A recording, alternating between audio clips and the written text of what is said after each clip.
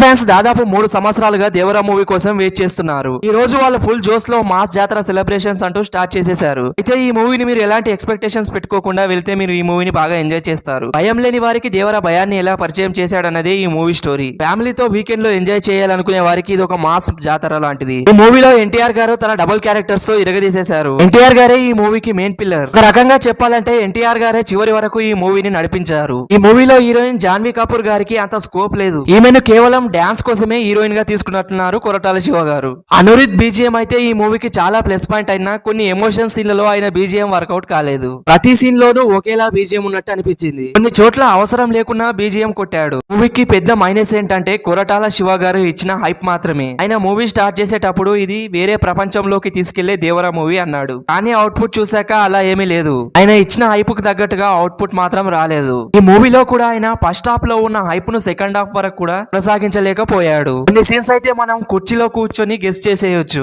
మూవీలోని scenes కొన్ని అలా ఉన్నాయి. మూవీలో సైఫ్ అలీ ఖాన్ గారిది చాలా పెద్ద రోల్. ఆయనకు ఇచ్చిన క్యారెక్టర్ లో ఆయన ఇరగదీసేశాడు. డబ్బింగ్ పై ఇంకాస్త దృష్టి పెట్టాల్సింది. కొన్ని సీన్లలో ఆయన పెదవులు కదిలినట్లు కూడా అనిపించలేదు. మూవీలో చాలా క్యారెక్టర్లు అయితే ఉన్నాయి. ప్రకాష్ రాజ్, శ్రీకాంత్ వంటి వారు వాళ్ళకి ఇచ్చిన క్యారెక్టర్ లో ఇరగదీసేశారు. మూవీలో చాలా క్యారెక్టర్లు ఉన్నాయి. వీటన్నిటితో కొరటాల శివ గారు స్క్రీన్ ను నింపేసే ప్రయత్నం చేశారు.